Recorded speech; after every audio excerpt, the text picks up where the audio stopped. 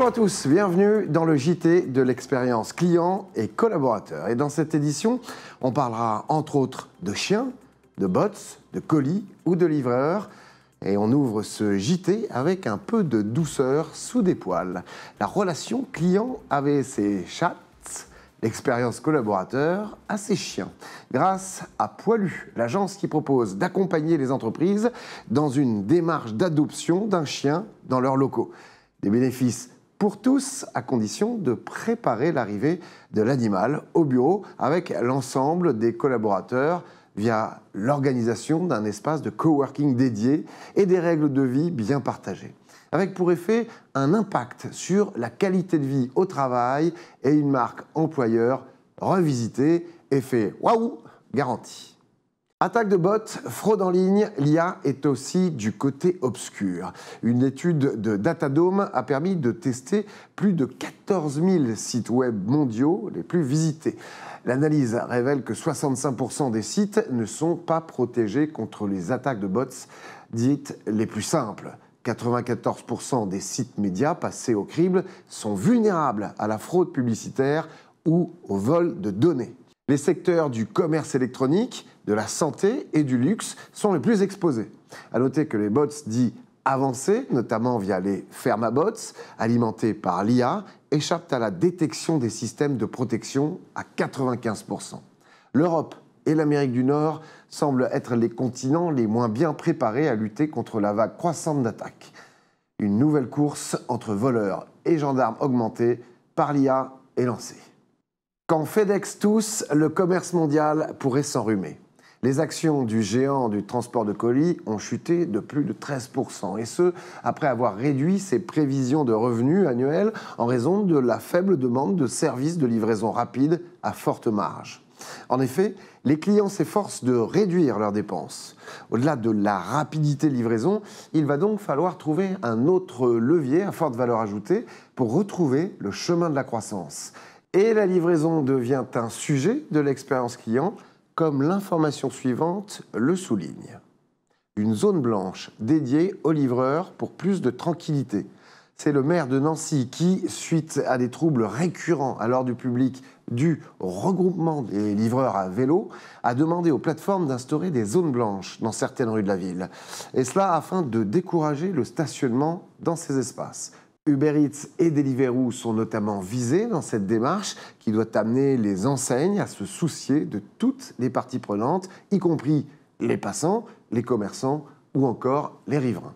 Au-delà du symptôme, un travail sur les attendus d'une livraison de qualité tout au long des voies publiques serait intéressant. L'expérience réussie passe aussi par une livraison sereine pour tous sur tout le parcours. Satisfaction 2024 dans l'immobilier. Le contexte est difficile pour l'immobilier en ce moment, mais ce n'est pas une raison de ne pas s'intéresser à la satisfaction des clients. Vasano nous livre son dernier baromètre, la voix des clients, qui s'appuie sur l'analyse de plus de 300 000 avis Google concernant les professionnels du secteur, agences immobilières comme syndics. Si l'expertise du personnel est saluée, des axes d'amélioration sont soulignés en ce qui concerne l'écoute et le conseil. 7 thématiques ont été évaluées: sens de l'écoute et amabilité, joignabilité, accompagnement et conseil, respect des engagements, connaissance du marché local, respect des critères de recherche et enfin, qualité du syndic et de la gestion locative. Et si les résultats sont très positifs sur ces thématiques, l'étude note une baisse de 11 points des commentaires positifs concernant l'écoute et l'amabilité et une diminution de 8 points des avis favorables quant à l'accompagnement et les conseils. Le marché va repartir et ceux qui veulent faire la différence devront travailler ces sujets pour être fin prêt pour la fameuse remontada. Des clients satisfaits, c'est bon pour les marques et la santé des clients, mais aussi pour la bourse. Danone et Nestlé souffrent et le redressement de leurs résultats passe par la reconquête des clients, avec certainement une offre qui fasse oublier les controverses sur les bouteilles d'eau minérale, les pizzas contaminées ou le retrait des notations du type Nutri-Score. Les actionnaires font donc pression pour que la confiance des clients revienne dans les assiettes et dans les verres. La satisfaction client est plus que jamais au cœur de la stratégie et c'est plus qu'une formule sans recette. Pendant ce temps, Chanel, Dior et Decathlon cartonnent. Ces 3 enseignes font leur entrée dans le top 10 des marques européennes les plus fortes selon les données de Brand Finance. Ajoutons que Louis Vuitton est toujours présent dans ce palmarès et qu'Orange progresse de 2 places dans le classement. Le point commun entre ces champions est dévoilé par Bertrand Chauvet, DG de Brand Finance France, qui insiste sur le fait que les grandes marques françaises s'épanouissent sur la scène européenne, grâce notamment à leur pouvoir de séduction incomparable auprès des consommateurs. Et ce n'est pas réservé qu'au luxe. On parle des nominations maintenant. Le mercato d'été touche à sa fin dans l'expérience client.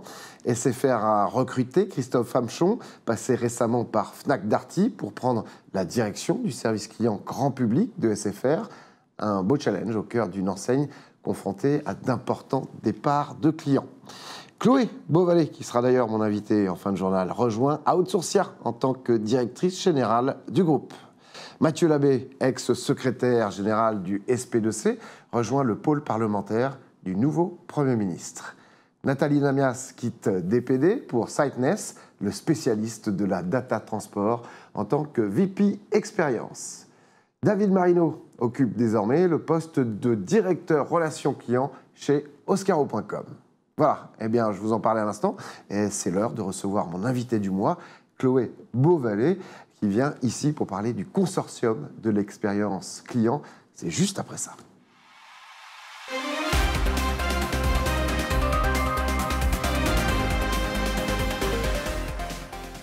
Bonjour Chloé Beauvalet. Bonjour Alexandre. Félicitations déjà pour votre nomination. Merci. Dont on parlait à l'instant dans le JT. Mais ce n'est pas pour cela que nous vous recevons. Vous êtes membre du consortium de l'expérience relationnelle. On voulait en savoir plus sur ce beau consortium qui est en fait, vous allez nous expliquer plus précisément, mais un nouveau standard de mesure de l'expérience relationnelle, comme son nom l'indique. Le but, c'est de le partager le plus largement possible. Mais il existe déjà des KPI, des indicateurs de performance, pour ceux qui ne savent pas ce que c'est. Qu'est-ce que ça proposera de différent, finalement ? Alors, on est 7 professionnels qui, en marge de nos activités, avons la conviction qu'effectivement, il y a pas mal d'indicateurs qui existent. La satisfaction client, historiquement, mais qu'on a du mal à transformer en intention de réachat. Le NPS, qui a fait un boulot de dingue pour vulgariser, notamment au niveau des directions générales et des CODIR, mais qui a du mal à être opérationnellement efficace pour le transformer en plan d'action. Le Customer Effort Score, qui est génial, mais qui globalement est assez peu utilisé et qui ne décrit que le côté client. Et puis, il y a d'autres scores, comme le score de culture dans l'entreprise, qui est un peu un prérequis. Mais on a du mal à trouver un indicateur opérationnel qui permette de regarder à la fois ce qui se passe du côté du conseiller, de la marque, et ce qui se passe du côté du client, et de pouvoir travailler sur les deux en parallèle. Et c'est ça l'ambition du consortium, c'est d'inventer, en toute humilité, un nouveau standard de mesure de la qualité de l'expérience client. Alors, nous, chez News Experience Client, on est très attentifs à la relation de proximité. Quelle place aura cette relation dans votre standard ? Alors, c'est précisément ça qu'on cherche à mesurer. En fait, ce qu'on cherche à comprendre, ou ce qu'on voudrait trouver comme indicateur, ce serait quelque chose qui nous permette de comprendre ce qui se joue entre l'individu qui incarne la marque et le client. Donc, c'est vraiment à la surface poreuse des marques, ce qui se passe dans l'interaction entre ces deux individus, qui permet d'être à la confluence d'intérêts marketing, commerce, relations clients, RSE, puisque finalement, c'est une des parties prenantes les plus clés. Donc, c'est vraiment la notion de proximité qui, là, peut être qualifiée avec une méthode sur laquelle on est en train de finir de travailler, la secret sauce, avec le conseil scientifique. La secret sauce, justement. Alors, quand est-ce que le cocktail parfait aboutira ? Quand est-ce que ça sortira ? Alors, ce qu'on souhaite faire, c'est vraiment un indicateur open source. On ne veut pas qu'il appartienne à qui que ce soit. C'est un peu comme le NPS. C'est après à chacun de trouver les moyens de le mesurer. Et on veut avoir fini les dimensions plus méthodologiques, là, dans les quelques semaines, mois qui viennent, avant la fin de l'année, quoi qu'il en soit. D'accord. Donc, potentiellement, début 2025, un nouveau bébé. En fait, l'idée, c'est vraiment qu'on fasse un appel à contribution. C'est pour ça que je suis ravie d'être là aujourd'hui. Appel à contribution d'éditeurs et de cabinets conseils qui pourraient nous aider, une fois qu'on a défini précisément de quoi on parle et ce qu'on considère comme étant les ingrédients. C'est quoi les algorithmes, comment on code, comment on trouve. Donc voilà, c'est un appel à contribution qu'on lance à partir d'aujourd'hui en avant-première, et puis on va l'officialiser dans les semaines qui viennent. Et puis de l'autre côté, un appel à contribution des marques, parce qu'il faut des corpus de conversations, écrites ou orales, dans lesquels on puisse requêter, puisque notre conviction, c'est qu'on n'a pas besoin de demander aux clients s'ils sont contents ou pas contents, parce que dans les interactions, entre les clients et les marques, il y a déjà toute la matière dans laquelle aujourd'hui l'intelligence artificielle nous permet de requêter. Donc quelque part, il n'y a pas besoin de le faire ensuite adopter par les marques, si je comprends bien. Le but, c'est plutôt d'exploiter les corpus existants. Merci beaucoup, Chloé Beauvalet. Bon, j'espère que vous viendrez nous en parler dès la naissance, officielle en tout cas. Est-ce que vous avez lu le livre blanc ADM Value ? Pas encore. Eh bien, au menu, tout ce que vous avez toujours voulu savoir sur les meilleures techniques pour optimiser la performance de votre relation client avec des ingrédients de qualité, IA, front office, parcours client, omnicanal, self-care. Et pour les plus gourmands, fromage et dessert, avec de nombreux témoignages et avis d'experts sur des études et des cas concrets. Chloé, autre livre du mois, est-ce que vous êtes d'accord avec l'adage « La vente commence quand le client dit non » ? A priori, ça me laisse un peu perplexe. Pourquoi ? En me disant que l'idée, c'est plutôt de servir des besoins que d'aller inventer des besoins qui n'existent pas. Donc... Mais après, c'est facile à dire et c'est plus difficile à faire. C'est vrai, ça sera intéressant. C'est Virginias qui nous propose ce livre, justement intitulé « La vente commence quand le client dit non ». Un beau challenge, effectivement, pour tout commercial qui se respecte, ou encore pour nos conseillers au téléphone en appel sortant. Et dans cet ouvrage proposé, eh bien, des exemples, des méthodes et des compétences qui permettent de gagner en efficacité sans opposer culture client et performance de la vente. C'est aux éditions Erol, 24 €. Merci beaucoup, Chloé, d'être venue sur notre plateau. Merci beaucoup. Merci à vous de nous avoir suivis, à Eric Lestanguet à la préparation de ce JT. Pour recevoir toute l'info de l'expérience client, eh bien, notre newsletter quotidienne est gratuite. Il suffit de s'abonner sur cette adresse. Et puis, pour vos communiqués de presse, eh bien, c'est sur cette autre adresse dédiée. Voilà. Rendez-vous le mois prochain pour un nouveau JT. En attendant, prenez soin de vous. Ciao.